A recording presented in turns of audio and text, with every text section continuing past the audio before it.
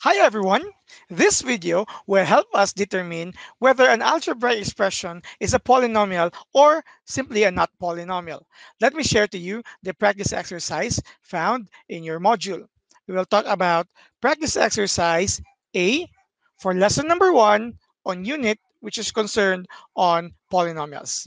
So first, let us consider before we could actually add or operate, which includes addition, subtract, add, subtract, multiply, or divide polynomials. Let us first determine whether an algebraic expression is considered to be a polynomial expression or not. Now, there are many different situations or determinants or determinators for us to help us to determine whether the algebraic expressions are polynomial or is a polynomial or not polynomial. I have given you 6 items in your modules, so let us start. This is item number 1. Item number 1 is the expression for a squared. Now, an algebraic expression is considered to be a polynomial if it contains a constant, a variable, and a combination of both. Okay. Well, of course, all of these items here from 1 to 6 fit to that description. But to make it a polynomial, we need to strictly follow the concern that there should be no negative exponents for the variables and no fractional exponents for the variables, and it should not be a rational expression.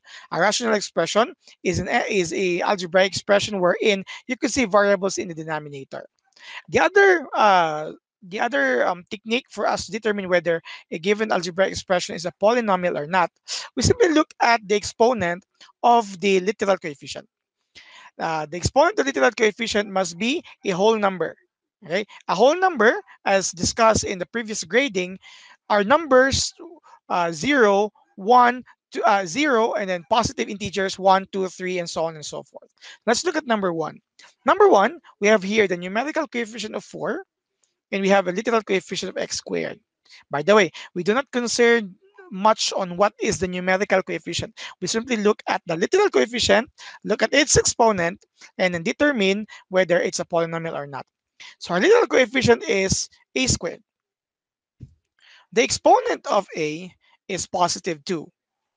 Positive 2 is a whole number. Therefore, number 1 is considered to be a polynomial. Okay. It is a polynomial. Number 2, let's proceed to number 2 now. Number 2 is a binomial. Okay?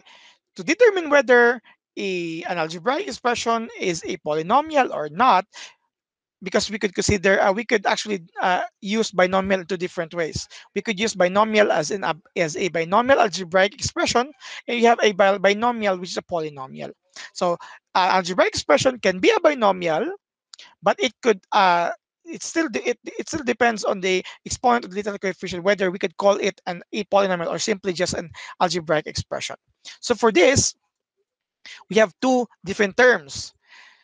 In both terms, they must be considered to be a polynomial so that the whole expression will be considered to be a polynomial.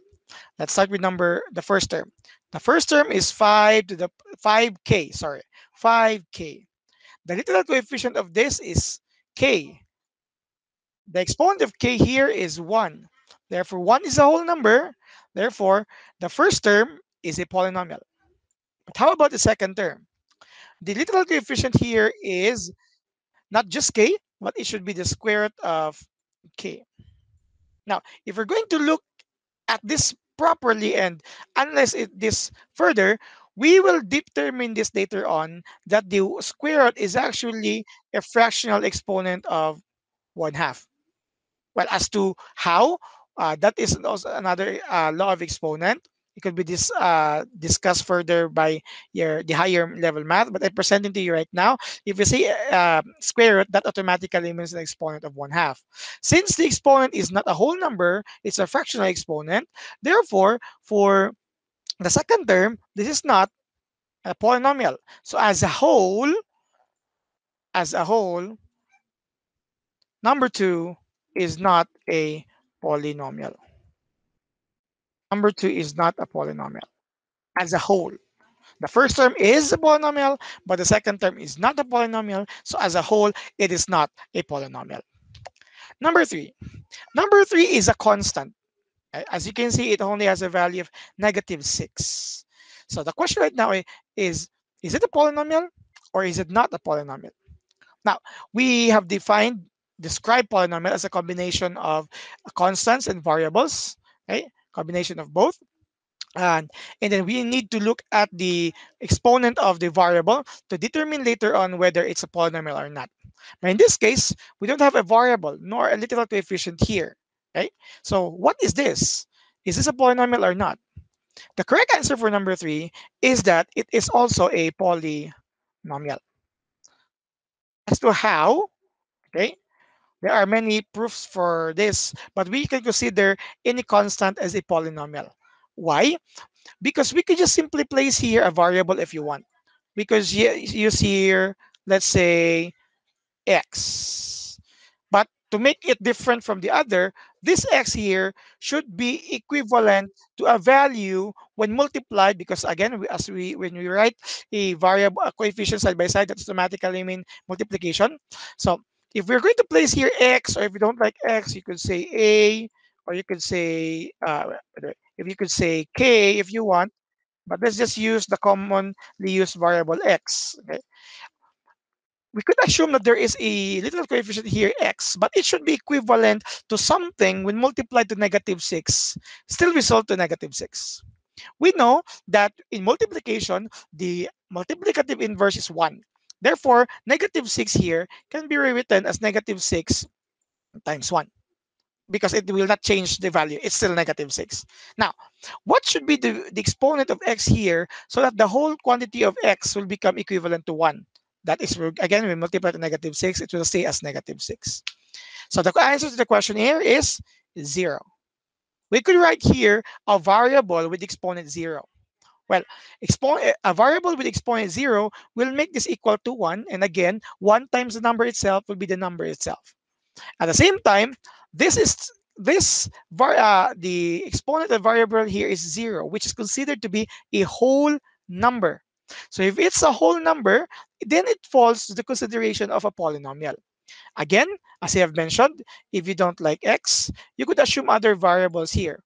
Let's say y, but it should still be a value, or I mean an expression with value equal to 1. So it's still, the exponent is still 0. So basically, any constant can be rewritten with a variable with exponent 0.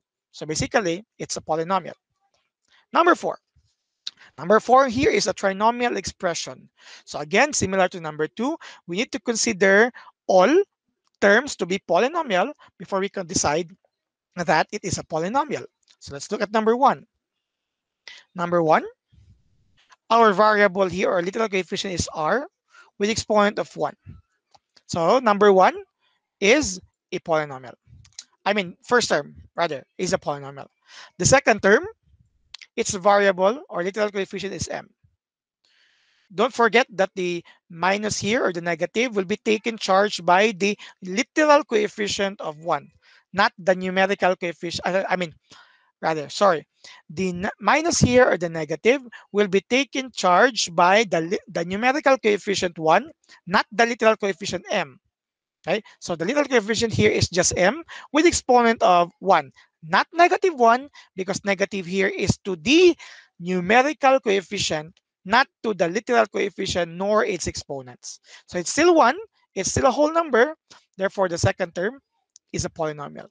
For the third term, the literal coefficient here is n cubed. The exponent is 3, a whole number. Therefore, this is also a polynomial. So as a whole, number 4 is an example of a polynomial. Number 4. Number 5, let's have number 5. The first term in number 5 has literal coefficient of q to the power of -4. Its exponent is -4. Take note that whole numbers are numbers, or the union of 0 the set containing 0, and the set of positive integers, which starts from 1, and then 2, and then 3, so on and so forth. There is no negative whole number, and as therefore negative 4 is not a whole number. Being that said, this is not a whole number, therefore the first term is not a polynomial. Well, just one, you don't need to examine the second term. As soon as you have determined that this is already not a polynomial, you could say that the whole expression is not a polynomial. Okay. You could decide it just by looking at the first term. But if you want to, let's determine uh, the um, the literal coefficient of the second term and its exponent. The literal coefficient for the second term is p to the power of 8. Its exponent is 8, which is a whole number. But again, since the first term is not a polynomial, the second term is now a polynomial. As a whole, it still stands as not a polynomial. And then finally, for number 6. Number 6, this can be considered as a monomial, only one term. We could only determine whether it's a binomial, trinomial, or so on and so forth if the terms are separated by addition or subtraction. But since the terms here, 6x and then 7y, is separated by division, this could stand as just one term. But next task is to determine whether it's a polynomial or not. The 6x here is exponent, the literal coefficient is x, which has an exponent of 1. Here, denominator, okay, in the denominator, this is y to the power of 1. But don't decide yet, okay? Some of you might say, okay, the exponent of x is a whole number, the exponent of y is a whole number, therefore, number 6 is a polynomial. You may say it like that. But again, do not decide yet. Why? Because the variable y is located in the denominator. Yes, its exponent is 1, but it's located in the denominator. Number 6 is an example of a rational expression where a variable is present in the denominator. So, what is now the answer? We could actually apply here the law of negative exponent. For the whole quantity 7y, let's write it here. So this could be 6x over 7y. Okay. Or let's just focus on the variable y. Y here could be moved up. 6x over 7. It could be moved up, but using the reverse of the law of negative exponent, the positive one here will become negative 1. Why do we illustrate number 6 like this? It is because when you look at this, the exponent of y is not anymore 1, but it's a negative 1. Negative 1 is not a whole number, and therefore, as a whole, this should not be a polynomial. This is the reason why, this is the reason why, pardon, there is a problem here.